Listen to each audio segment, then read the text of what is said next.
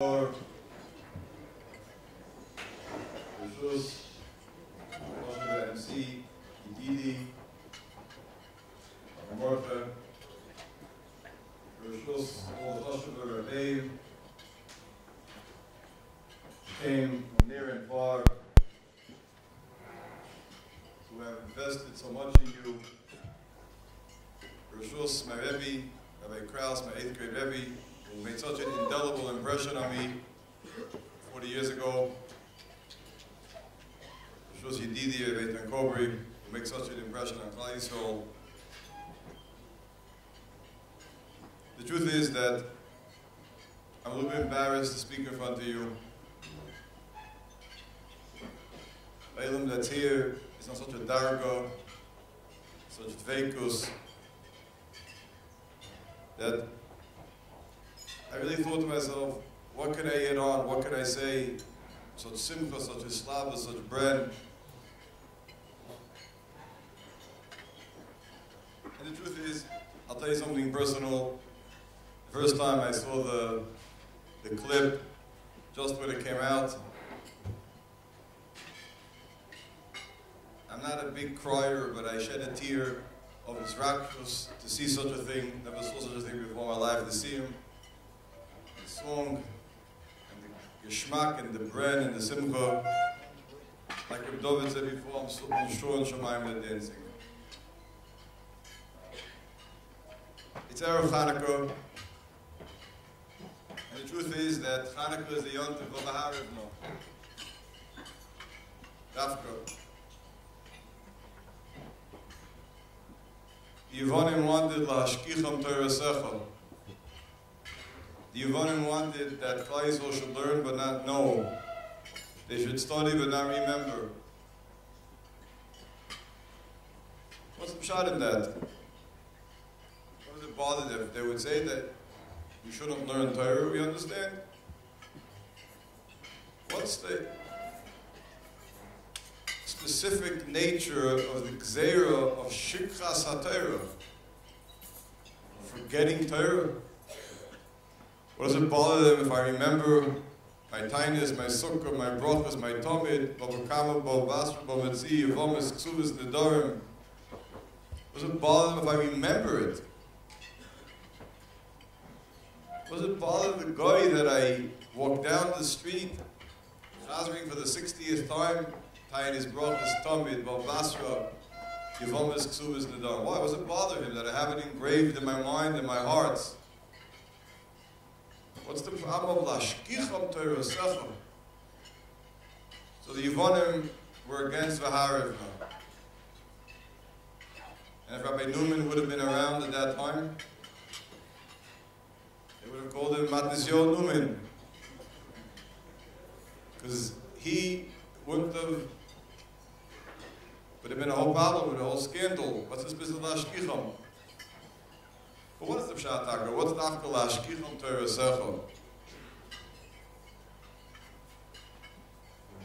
So I want to tell you what's the pashut pshat, and if you'll understand it and take it into your bones, it could change your life.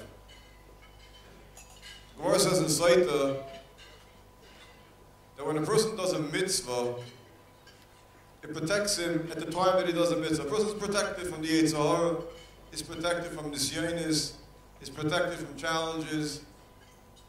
But when a person learns Torah, he's protected even shaloi be'idna, even when he closes the Gemara. Yeah, Gemara and Saita. A person who learns when he closes the Gemara and walks out of the Beis Medrash, he shouldn't have any nisyonis. He's protected.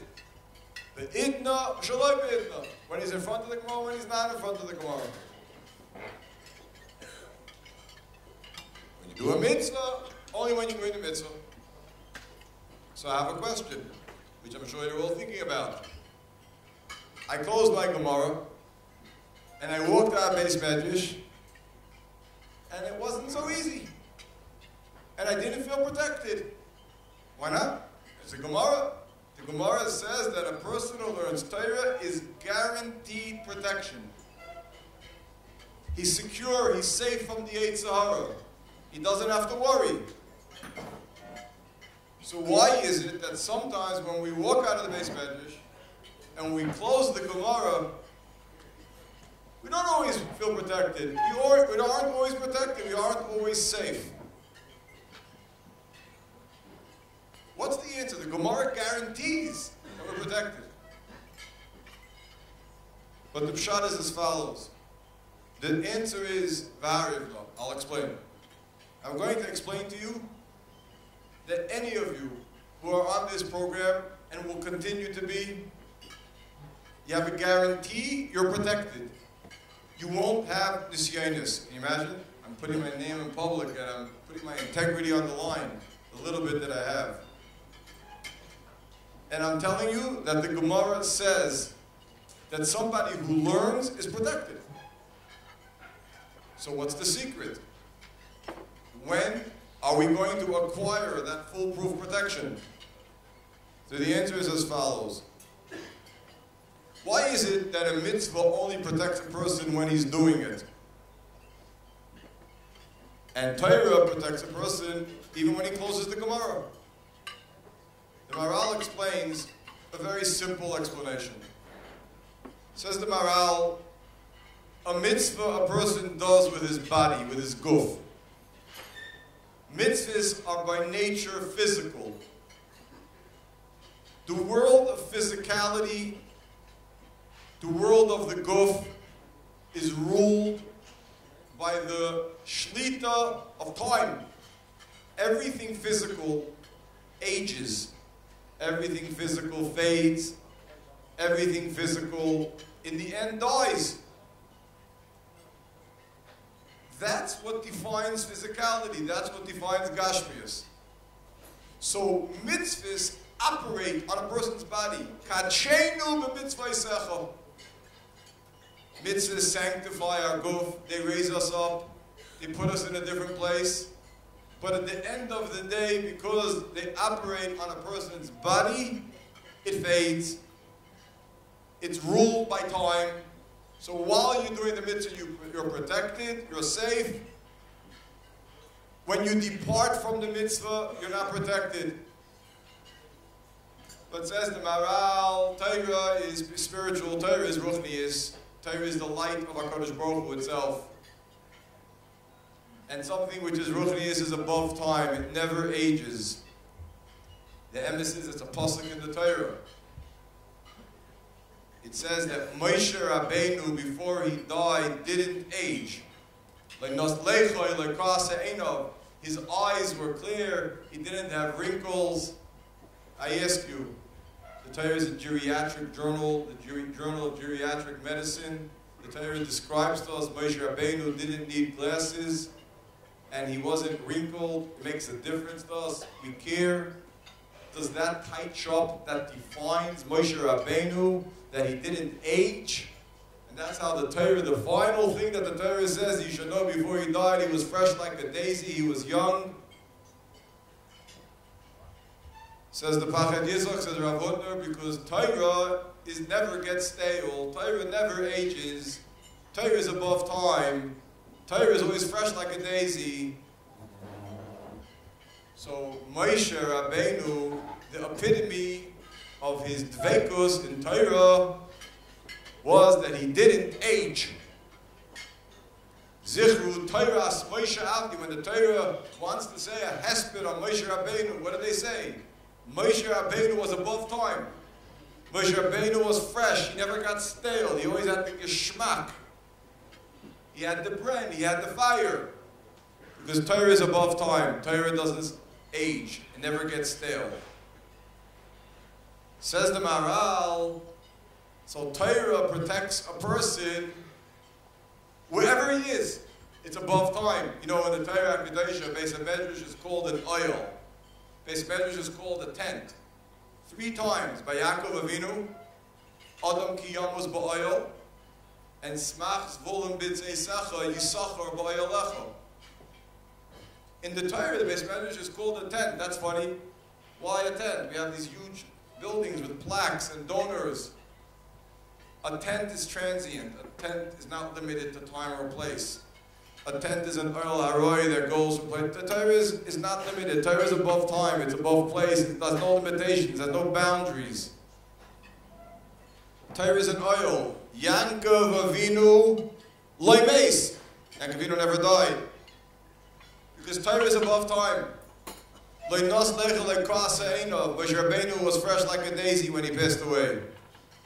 So when a person learns, the effect never fades. You can close your Gemara, you can walk out of the base medrash, and the effect of the dveikus that you get from learning is above time. So a person who does a mitzvah is protected b'shas that he does the mitzvah, but a person who learns is always protected. The Torah never fades, it never gets stale. That's what the Maharal says. So then the question needs to be asked again. Why don't we always feel that protection? Why does it get stale sometimes? Why does it fade? Why does our Torah age? Says the Maharal in a different place, the answer to all the questions. That Torah is above time, and it never fades, it never gets stale, it stays fresh, has one condition. Says the Maharal, there's one condition. That you learn in the manner of above time. If a person learns when it's convenient for him, when I have time, when I like the sugya, when I'm feeling good, so that's nice. That's a mitzvah. That's not the school of Torah. But if you learn above time without boundaries, and if you learn when it's not easy, and if you learn at a time that you never learned before, and you do something, the 50th time you chazer something, that's shaloibit, that's learning, not in the regular times. Oh, you learn above time? You learn out of the box? You're protected. The Torah never fades, because Torah is above time. Torah is eternal. Torah never ages. Torah is eternally young. So if you learn Torah in a way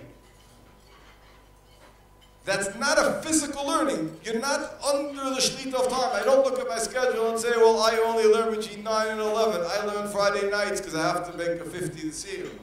And I learn Ben Asdarim because I have to make a 30 Yisroel. And I learn when I'm on a trip. And I learn, I think I saw on the clip, the guy in the barber shop, right? Right? Is he here?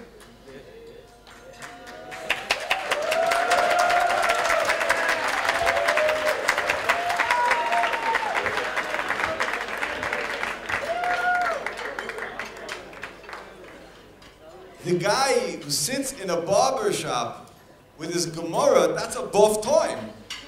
He's protected. You go get a bracha from the bracha. I don't know who he is. You can line up afterwards, what's the schedule here? There's a speech by here, and then comes it, dessert. And then you can get brachas. This bracha is protected. He's protected. He's the Gemara Insider. He's above time. That's all. It's so simple. If you learn in a manner of Torah that's above time, you're a zeicha to the school that Torah is fresh and never fades. So now we understand why the Yevonim wanted us to forget.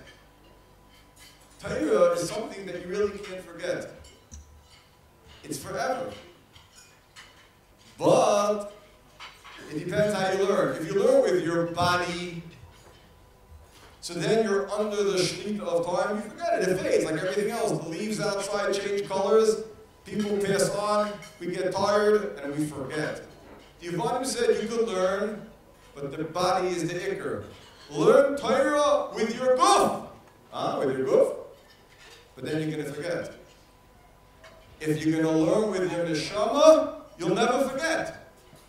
That's the battle with Yevonim. So that's why they wanted us to forget, because they wanted not the Torah of Moshe Rabbeinu. They wanted a Torah, sit and learn boxed in, learn limited, learn when it's convenient. That's Rashki from Torah Sefer. The emphasis is that the whole Yom Tov of Hanukkah is about out of the box, breaking out of the limitations, breaking out of the boundaries. I want to tell you a davar nifla mamish. It says in halacha that on the right side, listen carefully, everybody, so I'm telling you a davar nifla. It says in halacha that a person puts a mezuzah on the right side, on the left side he puts the menorah. So the question is obvious. If the halacha is to put a menorah on the left side, it just said put a menorah on the left side. We know where the mezuzah is. We're not architects.